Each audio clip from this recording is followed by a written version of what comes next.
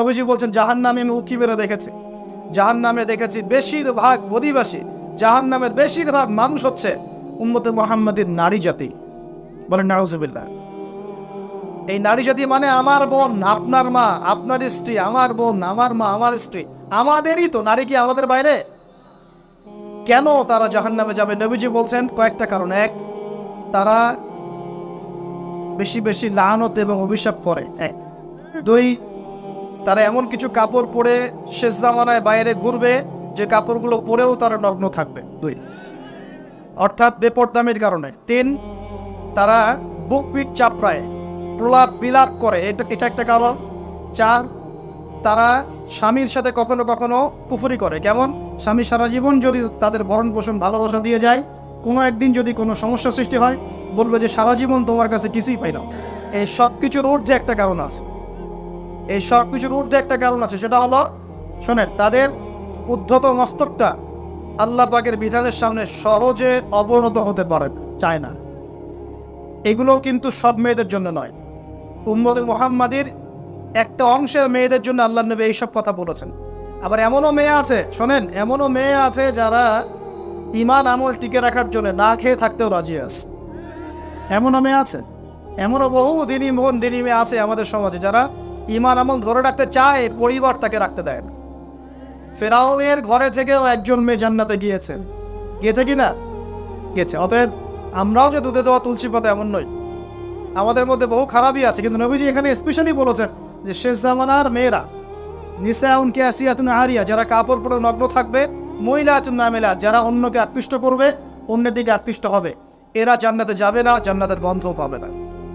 নবীজি বলেছেন আমি জাহান্নামে দেখেছি বেশিরভাগ নারী জাতি। এখানে আমার মা, আমার বোন, আপনার মা, আপনার বোনের সতর্ক হওয়ার কি হেদায়েত আছে কি নাই? আর এই মেয়েদেরকে চালাই কি আমরা না অন্য কেউ? আমরাই তো আমাদের পরিবারকে চালাই কি না? আমরাই তো খাওয়াই পড়ে নাকি? তাহলে আমাদের পরিবারের বোনেরা কি পর্দা করতে পারবে না? প্রতিষ্ঠা করতে পারবেন না? পরিবারের আমাদের মায়েরা, বোনেরা, স্ত্রীরা পর্দা করবে না? এই দায়িত্ব আমাদের না? পরিবারের কর্তা আমরা নই? আল্লাহকে আমাদেরকে জিজ্ঞাসা করবেন না? অতএব আমরাও যেন সতর্ক হয়ে যায়, আল্লাহ পাক তৌফিক দান করেন। এই জন্য বলি, বিয়ে করতে হলে আগে দিনদারিতা দেখবেন, তারপর বিয়ে করবেন। দুনিয়াদারিতা দেখে বিয়ে করলে পরে পস্তাবেন। ছেলে মেয়ে উভয়ের প্রতি একই নসিহত। বিয়ে করতে যদি হয়, বিয়ে যদি করতেই হয়, তাহলে দিনদারিতা দেখে বিয়ে করুন। তারপর দেখবেন যে মেয়ের বংশ কেমন, সৌন্দর্য কেমন, এই সেই পরে দেখবেন। আগে দেখবেন দিনদারিতা ঠিক আছে কিনা। ছেলের ক্ষেত্রে একই বিধান। আগে দেখতে চান না কত বড় চাকরি করে, কত প্রপার্টিজ আছে, কত বড় বাড়ি, এগুলো পরে দেখবেন। আগে দেখবেন ছেলে নামাজ পড়ে কিনা, ছেলের মধ্যে সুন্নত আছে কিনা, এইগুলো আগে দেখবেন। এই বিয়ে নিয়ে প্রচুর জাহিলিয়াত সমাজে আছে, এই কারণেই পরিবারগুলো এখন ভেঙে যাচ্ছে। আল্লাহ পাক আমাদেরকে সুন্নাহ মেনে চলার তৌফিক দান করুন, বলে আমিন। নবীজি এখানে বলেছেন আমি জাহান্নামে দেখেছি বেশিরভাগ অধিবাসী নারী জাতি। আমাদের বোনদেরকে রিকোয়েস্ট করবো, সতর্ক হয়ে যান, আল্লাহর ওয়াস্তে সতর্ক হয়ে যান। কেন? শোনেন, কেন নবীজি বললেন, এই পয়েন্টটা একটু ভালো করে বোঝেন। কেন নবীজি এই উম্মতের মধ্যে বেশিরভাগ মেয়েকে জাহান্নামী বললেন? আপনি একটু চিন্তা করেন তো, এই উম্মতের মধ্যে কি এমন হয়েছে, এই উম্মতের মেয়েদের সাথে কি এমন হয়েছে যার ফলে মেয়েদেরকে আর ঘরে রাখা যায় না, সব বাইরে চলে আসতেছে? কি হয়েছে এই উম্মতের মেয়েদের? এই প্রবলেম তো আগে 200-500 বছর আগে ছিল না। 500 বছর আগে আপনি কি কোনো মেয়েকে দেখেছেন আমাদের মেয়েদের মতো বেপরদায় সারা রাস্তাঘাট, গ্রামগঞ্জ, একদম অফিস আদালত বাজার ঘাট সব ঘুরে বেড়াচ্ছে? দেখেছেন 500 বছর আগে, 300 বছর আগে, 200 বছর আগে? লাস্ট সমসাময়িক সময়ে কি এমন হলো যে মেয়েদেরকে আর ঘরে রাখা যায় না? আমি একটা শব্দ বলে দিই, বাসায় গিয়ে রিসার্চ করবেন, সব বলে দিব না। লাস্ট 100-200-300 বছরে একটা মুভমেন্ট, একটা আদর্শ ছড়িয়ে পড়েছে বিশ্বের বুকে, তার নাম হলো ফেমিনিস্ট রেভলিউশন। মনে থাকবে, ফেমিনিস্ট রেভলিউশন। এটা নিয়ে ঘাটাঘাটি করেন, বুঝতে পারবেন কেন জাহান্নামের বেশিরভাগ অধিবাসী জাহান্নামে যাবে, নারীরা কেন জাহান্নামে যাবে বেশি বেশি। এই মুভমেন্টটা নিয়ে পড়াশোনা করলেই বুঝতে পারবেন। আল্লাহ পাক আমাদেরকে বোঝার তৌফিক দান করুন, অন্তরের চোখ খোলার তৌফিক দান। নবীজি আরও বলছেন আমি জাহান্নামে গেলাম, জাহান্নাম আমাকে দেখানো হলো, এবং সেখানে আমি একজন ফেরেশতাকে দেখলাম। কি দেখলাম? এই ফেরেশতা আমাকে দেখে হাসে নাই। সবাই মনোযোগ দেন, মেরাজের রাতের সবাই নবী সাল্লাল্লাহু আলাইহি ওয়াসাল্লামের সাথে হাসি মুখে সাক্ষাৎ করেছেন এই ফেরেশতা বাদ দিয়ে। নবীজি বললেন জিবরাইল আলাইহিস সালামকে, সে এত গম্ভীর কেন? তার চেহারা হাসি নাই কেন? জিবরাইল আলাইহিস সালাম বলছেন, যখন থেকে আল্লাহ পাক তাকে জাহান্নামের দায়িত্ব দিয়েছেন, যেদিন থেকে আল্লাহ পাক এই ফেরেশতাকে জাহান্নামের দায়িত্ব দিয়েছেন, ওই দিন থেকে তার চেহারার হাসি চলে গেছে। আর কিছু বলতে হবে? কেন হাসি চলে গেল? খুশিতে? জাহান্নামে আল্লাহ পাকের আযাব এবং এই আযাবের দায়িত্ব পালন করতে গিয়ে তার চেহারা থেকে হাসি চলে গেছে। নাউযুবিল্লাহ। নবীজি জানালেন তার নাম হচ্ছে মালিক। কি নাম? মালিক। আমরা দোয়া করি আমরা যেন তার সাক্ষাৎ না পাই, আমরা দোয়া করি আমরা যেন তার সাক্ষাৎ না পাই। আমিন। এবার নবী সাল্লাল্লাহু আলাইহি ওয়াসাল্লাম আসছেন, আসার সময় সুঘ্রাণ পাচ্ছেন। সুঘ্রাণ। ও একটা কথা বলি নাই, জান্নাতে তিনি যখন দেখলেন, সেখানে দেখলেন যে এখানে বেশিরভাগ অধিবাসী হচ্ছে এই উম্মতের গরিব মানুষরা। এই উম্মতের কারা? গরিব মানুষ, টাকা পয়সা কম, এত হিসাব কিতাব নাই, পাঁচ ওয়াক্ত নামাজ পড়ে, রোজা রাখে, সাধ্যমতো দান সদকা করে, সত্য কথা বলে, জান্নাতে চলে যাবেন সব। গরিবদের 500 বছর আগে। কত বছর আগে? তার মানে এই উম্মতের যদি কেউ গরিব হয়ে থাকি আমরা, কষ্টের কিছু আছে? ইনশাল্লাহ কষ্টের কিছু নাই। তারপর নবীজি আসছেন, তিনি বলছেন যে আমি একটা মিষ্টি জান্নাতি সুঘ্রাণ পেলাম। আমি জিজ্ঞাসা করলাম এটা কোত্থেকে আসছে? তখন জিবরাইল আলাইহিস সালাম বললেন, এই ঘ্রাণ আসছে ফেরাউনের মেয়ের চুল আঁচড়ে দিত একজন দাসী। হঠাৎ একদিন চিরুনি পড়ে গেল হাত থেকে, সে বিসমিল্লাহ বলে চিরুনি উঠিয়েছে, আর দাসী শুনে নিয়েছে। বিসমিল্লাহ মানে? বিসমিল্লাহ মানে কি? আল্লাহর নামে মানে কি? তোমার কি ফেরাউন আমার বাবা ছাড়া আরো কোনো ইলাহা আছে নাকি? তখন সেই মহিলা বলেছিল, হ্যাঁ, আমি এক আল্লাহর ইবাদত করি। ফেরাউনেরও রব হচ্ছে আমার আল্লাহ। এই অপরাধে তাকে ফেরাউন বড় আগুনের কুণ্ডলি খুঁড়ে তাকে ওখানে নামিয়ে দিয়েছিল, এবং তার 3টা কি 4টা বাচ্চা ছিল। এই সব বাচ্চাগুলোকে তার চোখের সামনে পুড়িয়ে মেরেছে। শেষে একটা বাচ্চা ছিল, কোলের বাচ্চা। এই বাচ্চাকে নিয়ে সে লাফ দিবে, তাকে বাধ্য করা হচ্ছে। সে তো নিজে মরতে রাজি, কিন্তু বাচ্চাটা মায়া লাগবে না, সে বাচ্চাকে নিয়ে লাফ দিতে চাচ্ছে না। তখন আল্লাহ পাক ওই বাচ্চার জবানে আল্লাহর কুদরত, আল্লাহর মুজিজা চালু করে দিলেন। ওই বাচ্চা কথা বলা শুরু করল। ওই বাচ্চা বললো, হে আম্মা ইসবিরি ইয়া উম্মা, হে আমার মা সবর করো। ফাইন্না মাউইদুনা আল জান্নাহ, আমাদের জন্য আল্লাহ পাক জান্নাত রেখেছেন। লাফ দিয়ে জান্নাত। ওই যে ফেরাউনের স্ত্রী বলা ঠিক না এখানে, ফেরাউনের ওই দাসী যে চুল আশ্রয় দিত, আসিয়া, যার নাম বলা হয় কোনো কোনো জায়গায় আসিয়া, এবং তার সন্তানদেরকে যেখানে দাফন করা হয়েছে ওখান থেকে জান্নাতের ঘ্রাণ আসছে। কে পেলেন এই ঘ্রাণ? রাসূলুল্লাহ সাল্লাল্লাহু আলাইহি ওয়াসাল্লাম। এবার তিনি চলে আসছেন, এসে কাবাঘরের হাতিমে আবার এসে সেখানে আসলেন। এখানে বিমর্ষ মুখে বসে আছে। কেন মন খারাপ? যে আমি যদি এই ঘটনা যদি কালকে এখন সকালে সবাইকে বলা শুরু করি, সবাই তো আমাকে এখন কি বলবে? মিথ্যাবাদী বলবে। এমনিই তো মিথ্যাবাদী বলছে, এখন এই ঘটনা আবার বিশ্বাস করবে কি? এখন সকালবেলা আবু জাহেল আসছে, এসে বলছে যে কি নতুন কিছু ঘটনা করছে নাকি, নতুন কোনো ঘটনা আছে নাকি, টিটকারি করলো আর কি। রাসূল সাল্লাল্লাহু আলাইহি ওয়াসাল্লাম বলছেন, আমি গতকালকে আকসায় গিয়েছিলাম। এখন আবু জাহেল বলছে, ও আচ্ছা চমৎকার, আকসায় গিয়েছিলে, তাই নাকি? আর কি করেছো? বলছে, আমি এই ঘটনা ঘটেছে আমার সাথে। তখন সবাইকে সে ঢোল পিটায় নিয়ে আসলো। আরে আসো আসো, মুহাম্মদ কি বলে শোনো, দেখো কি বলে। তো পাগল হয়ে গেছে নাউজুবিল্লাহ। যে আকসায় গিয়েছিলে, বলো তো আকসায় কি কি আছে? সুবহানাল্লাহ। আল্লাহ রাব্বুল আলামিন, এখন যেমন ভিডিও দেখি না আমরা, এইভাবে আল্লাহ রাব্বুল আলামিন মসজিদুল আকসাকে নবীর সামনে তুলে ধরলেন সামনে। এবং নবী সাল্লাল্লাহু আলাইহি ওয়াসাল্লাম দেখে দেখে বলছেন, আকসায় কয়টা দরজা আছে, কয়টা জানলা আছে, পূর্ব দিকে কি আছে, পশ্চিম দিকে কি আছে, সিঁড়ি কয়টা, সব বলে দিলেন মুসা। এরপর আবু বকর সিদ্দিকের সামনে একজন কাফের গিয়ে বলছে, জানো মুহাম্মদ কি বলেছে? মুহাম্মদ এই কথা বলছে। আবু বকর সিদ্দিক তখন বলছেন যে আমি তো এর চাইতেও কঠিন কথা বিশ্বাস করি। আমি তো বিশ্বাস করি যে নবী সাল্লাল্লাহু আলাইহি ওয়াসাল্লামের কাছে আসমান থেকে আল্লাহর ওহী আসে, আর মেরাজের রাতটার এমন কেউ। আমি তো বিশ্বাস করি আল্লাহ তার সাথে কথা বলেন, আল্লাহ পাকের কথা তার কাছে আসে, আল্লাহর কালাম তার কাছে আসে। ওই দিন থেকে নবী সাল্লাল্লাহু আলাইহি ওয়াসাল্লামের এই সাহাবীর নাম হয়ে গেল আবু বকর সিদ্দিক।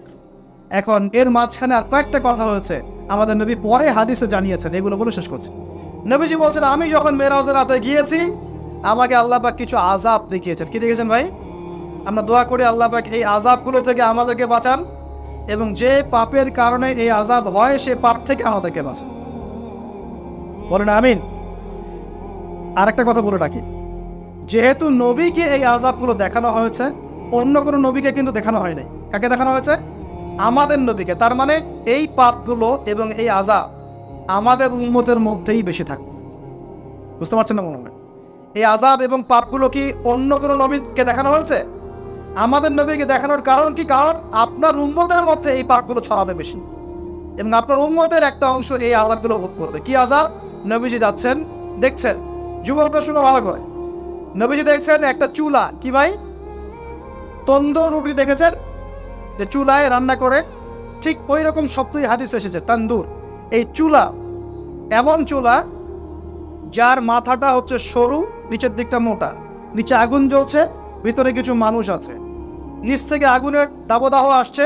যখনই আগুন আসছে জাহান্নামের, তখন তারা ধাউ ধাউ করে উপরে উঠছে, আবার যখন আগুন নেমে যায় তখন তারা নিচে নেমে যায়। নবীজি মর্মান্তিক দৃশ্য দেখে বললেন যে এরা কারা, যাদেরকে এমন আযাব দেওয়া হচ্ছে? জিবরাইল আলাইহিস সালাম বললেন, যুবক ভাই শোনেন ভালো করে, জিবরাইল আলাইহিস সালাম বললেন, এরা হচ্ছে আপনার উম্মতের সেই সব ব্যক্তি যারা বিবাহ বহির্ভূত জেনা করেছিল। এই পাপটা মারাত্মক। আল্লাহ পাক আমাদের সবাইকে পাপ থেকে ফিরে আসার তৌফিক দান করেন, এবং এই পাপ যদি করে থাকেন হতাশ হবেন না, তওবা করে আজকেই ফিরে আসবেন। তওবা করলে আল্লাহ পাক যে কোনো পাপ মাফ করে দেবেন ইনশাআল্লাহ। যে কোনো পাপ তওবা খাস করতে হবে, কোনোদিন এই পাপে লিপ্ত হওয়া যাবে না। আল্লাহ পাকের কাছে আসার গর্ব করা যায় না, রাসূলের কাছে আসার গর্ব করা যায় না। আসলে এখনকার মিডিয়াগুলো এতটাই নির্লজ্জ হয়ে গেছে। কেন বলছি শোনেন, ইসলামের সাথে শত্রুতা তো আছেই, কোনোদিনও আল্লাহর কাছে আত্মসমর্পণ করা লাগে এমন কোনো ওয়ার্ডও বলবে না। টাইটেল দিবে ভূমিকম্পের কাছে মানুষ কত অসহায়, টাইটেল দিছে একটা। প্রাকৃতিক বিপর্যয়ের সামনে মানুষ কত অসহায়, প্রকৃতির কাছে মানুষ কত অসহায়, এসব টাইটেল দিয়ে ভিডিও দিচ্ছে।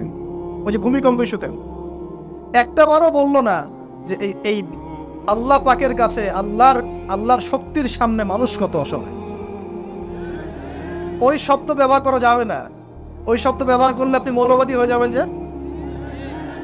প্রকৃতিটা কি? প্রকৃতি কে? প্রকৃতি কাকে বলে? কত প্রকার? প্রকৃতির স্রষ্টা কে? প্রকৃতি কে নিয়ন্ত্রণ করছে? ভূমিকম্পের কোনো ক্ষমতা আছে না? ভূমিকম্প যে দেয় তার ক্ষমতা আছে। এই সাগরের কোনো ক্ষমতা আছে? সাগরে যে জলোচ্ছ্বাস দেয় তার ক্ষমতা আছে। এই মাটিটাকে স্থির কে রেখেছে? এখন আমরা তো এখনো মহাবিশ্বে ঘুরছি না? এই যে ওয়াজ করছি যখন আমরা, এখনো পৃথিবীটা ঘুরছে। আমরা কি বুঝতে পারছি? কে পৃথিবীকে স্থির রাখলো? কেউ বলবে না যে আল্লাহর আযাবের সামনে মানুষ কত অসহায়। হ্যাঁ, বলবে প্রকৃতির সামনে মানুষ কত অসহায়, ভূমিকম্পের সামনে মানুষ কত অসহায়। মানে এমন চটকদার কিছু শব্দ দিবে, এই শব্দগুলো আপনাকে চিনিয়ে দিবে যে কারা আল্লাহর বাহিনী, কারা আল্লাহর দুশমনের বাহিনীর মধ্যে আছে। তো এখানে যুবকদেরকে উৎসাহিত করা হয়েছে না জেনার জন্য। আর নবী সাল্লাল্লাহু আলাইহি ওয়াসাল্লামকে কেন দেখানো হলো? কারণ তার উম্মতের মধ্যে জেনার পাপ ছড়িয়ে পড়বে বেশি। কিসের মধ্যে? চুলার মধ্যে শাস্তি দেওয়া হচ্ছে, চুলায় শাস্তি দেওয়া হচ্ছে। নবীজি বলছেন তাদের ভিতর থেকে এত দুর্গন্ধ বের হচ্ছিল যেন মনে হচ্ছিল যে কোনো পাবলিক টয়লেটের পাশ দিয়ে আমরা যাচ্ছিলাম।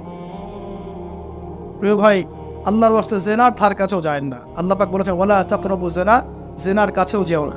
এক নম্বর শাস্তি কি রেখেছেন নবী সাল্লাল্লাহু আলাইহি ওয়াসাল্লাম? কিসের শাস্তি? তন্দুর চুলার মধ্যে আগুনের শাস্তি। কিসের পাপের কারণে? বলেন, জেনা। এই উম্মতে মুহাম্মাদের মধ্যে জেনা ছড়িয়ে পড়েছে কিনা? এখন আমরা কি এই স্রোতে গা ভাসাবো না দূরে থাকবো?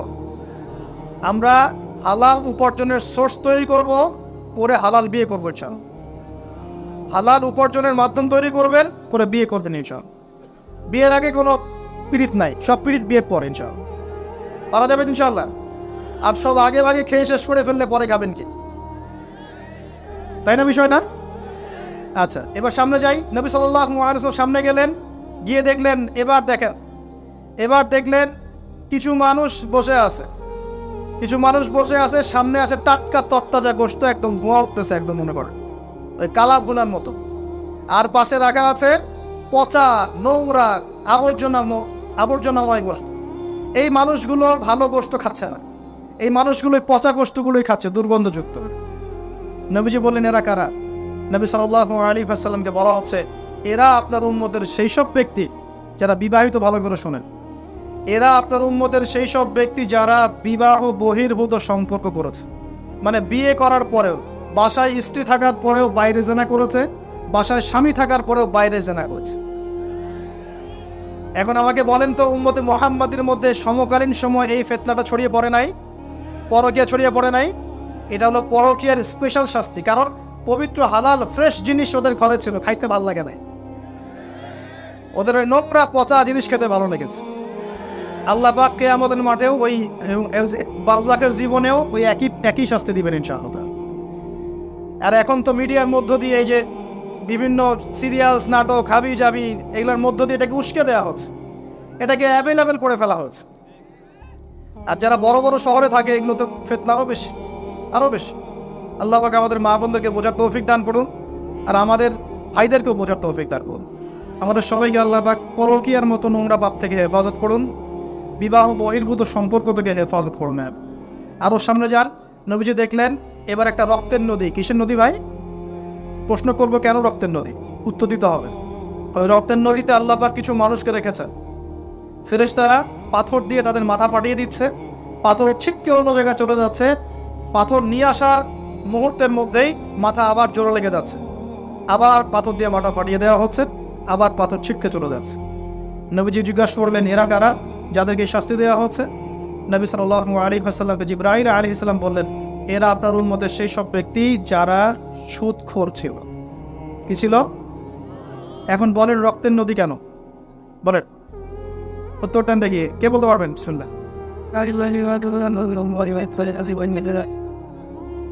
মাশাআল্লাহ মাশাআল্লাহ, শুকরিয়া। সুদের মধ্য দিয়ে এক শ্রেণীর মানুষ ধনী হয় আর এক শ্রেণীর মানুষ গরিব হয়। সুদের মধ্য দিয়ে গরিব মানুষের রক্তটাকে চুষে খাওয়া হয়। এই কারণেই কিয়ামতের মাঠে এবং বারজাখের জীবনে রক্তের নদীতে ফেলে মাথাটা ফাটিয়ে দেওয়া। মাথা কেন ফাটানো হবে? এই মাথা দিয়ে শয়তানি বুদ্ধিটা বের করেছিল যে ইন্নামাল বাইউ মিসলুর রিবা, সুদ হচ্ছে ব্যবসার মতোই। এই শয়তানি কোত্থেকে বের হইছে? এই মাথা থেকে। কোন মাথা ফাটায় দেওয়া। আল্লাহ পাকের শাস্তি খুব নিপুণ। আমি চিন্তা করার চেষ্টা করেছিলাম আজকে কেন এই শাস্তিগুলো এইভাবে আসবে। আল্লাহু আ'লাম বিসওয়াব, আল্লাহ ভালো জানেন, তবে আমাদের কাছে এটা মনে হয়। এরপর সামনে যান, এই পাপের কারণেই আরও কিছু মানুষকে শাস্তি পেতে দেখা গেছে। নবীজি দেখেছেন আরও এক শ্রেণীর মানুষ যাদের পেটটা ফুলে আছে। প্রাসাদ দেখেছেন, অট্টালিকার মতো পেটটা ফুলে আছে, ভিতরে সাপ কিলবিল করছে। না না না না না, নবীজিকে জিজ্ঞাসা করলেন এরা কারা? এই হাদিসেও আছে এরা ছিল আপনার উম্মতের সুদখোর ব্যক্তিরা, পেটের ভেতর সাপ কিলবিল করছে। আর একটা জায়গায় তিনটা দেখা গেছে সুদখোরের শাস্তি। কয়টা ভাই?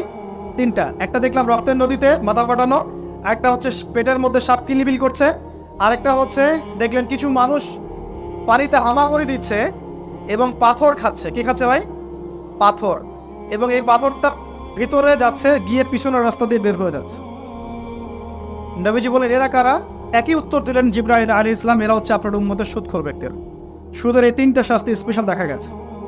কেন আল্লাহ ভালো জানেন, আমরা সব ব্যাখ্যা করতে পারবো না।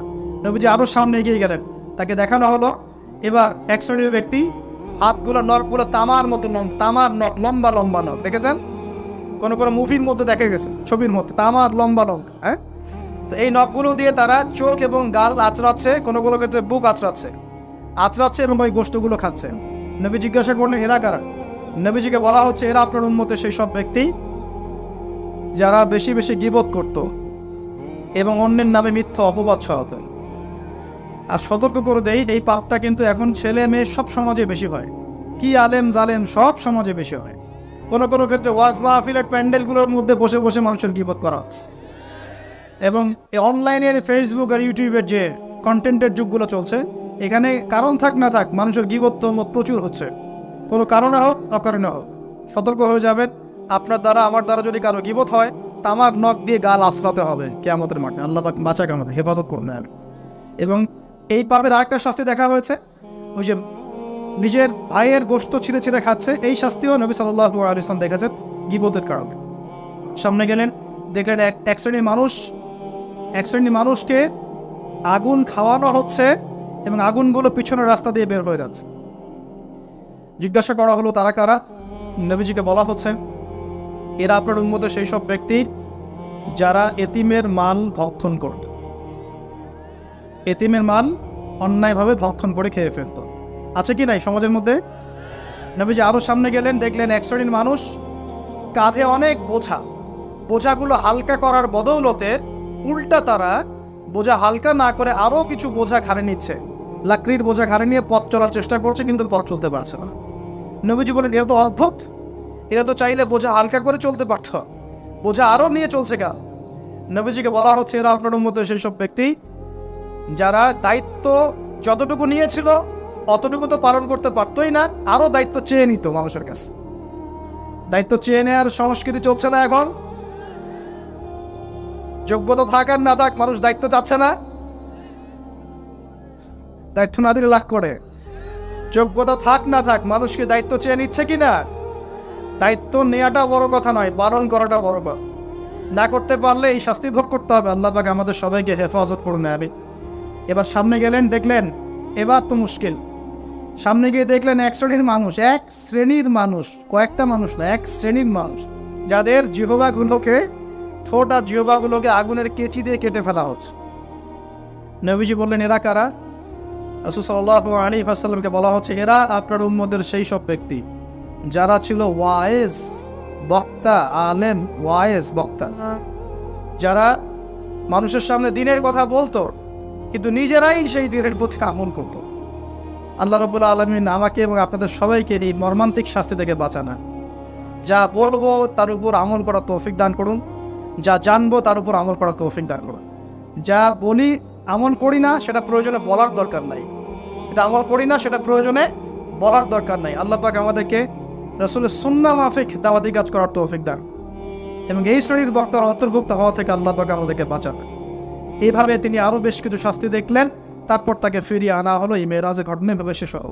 এখন এই পুরো মেরাজের ঘটনা আমরা শিখলাম রাসূলুল্লাহ সাল্লাল্লাহু আলাইহি ওয়াসাল্লামের এই মেরাজ উম্মতে মুহাম্মাদের জন্য খাস কিনা, আমাদের জন্য খাস কিনা?